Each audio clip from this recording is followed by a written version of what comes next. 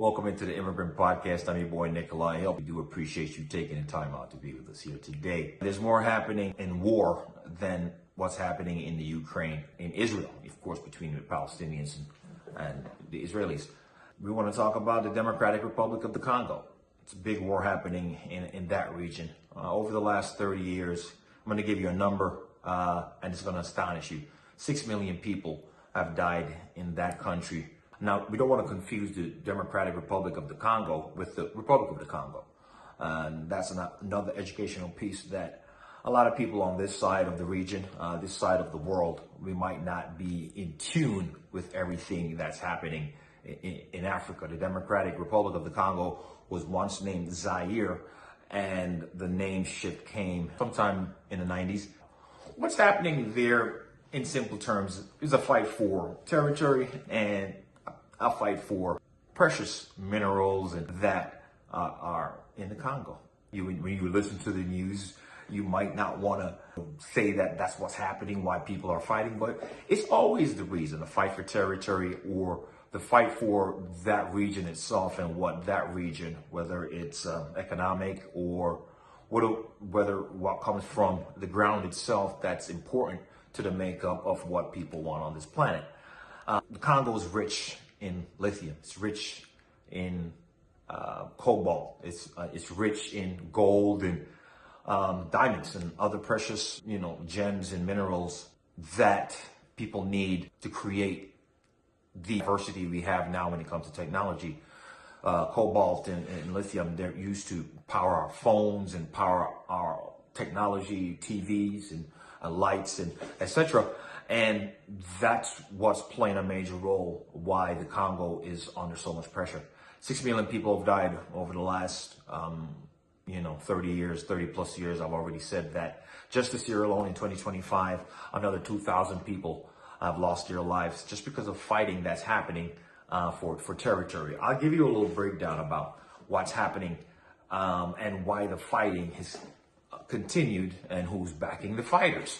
The M23 group is a militia group that has been backed by renowned European influences and set off the African government, and it's all because of riches and wealth. So I'm giving you the layman's terms.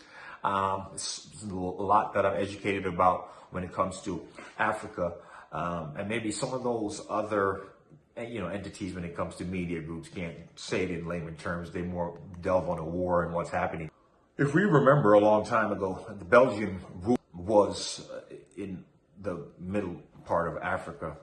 That time, of course, before Zaire, the country was called something else. And that's another, of course, topic in itself, why the name changes of these countries and who dictates these countries have to continually change their identity.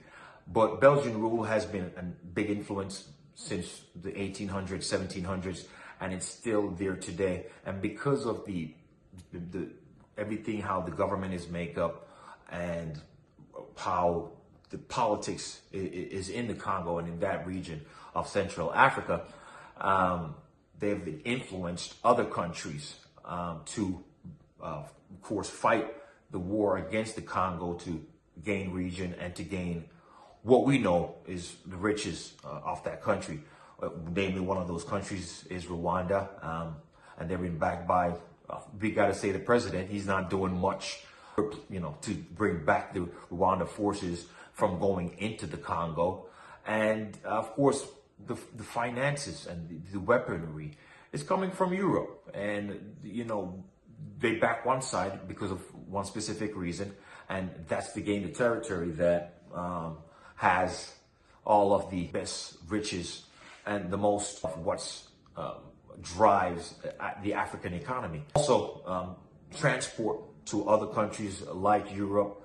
In the last month, the M23 forces have gone into Goma, which is a capital city of one of the regions in the Democratic Republic of the Congo, and taken over that. And if you know the geography of Africa, and Goma is a main path to places like China and other countries in Eastern Europe. So this is information that we have to have. This is information that, as the guy that does the Immigrant Podcast, we want to educate, our public more about things that are happening in other countries in the world, not just what affects the Latin Americans, African Americans, Caribbean, and North Americans, South Americans here on this side of the world. So there are tons of other things. It's important that we pay attention not only to the news, but stray away from the news, what's been given to you on the media, the CNNs and the Foxes and the NBCs, and find more applicable sources. Of course, the European news, I love watching the BBC myself. I get a lot of good information from that, and they're obviously way closer to the situation than, and I care more about the situation than this media is here. We care about certain things here. We care about America, and we care about the people that live here, and the people that they look like, and that's why the Ukraine and Russia war is always in the news, and that's why we're always talking about Benjamin Netanyahu and Israel and Palestine. But the Congo and Central Africa is in dire straits, and it needs our attention. And this is why the Immigrant Podcast is here. Until next time, everybody, take it easy.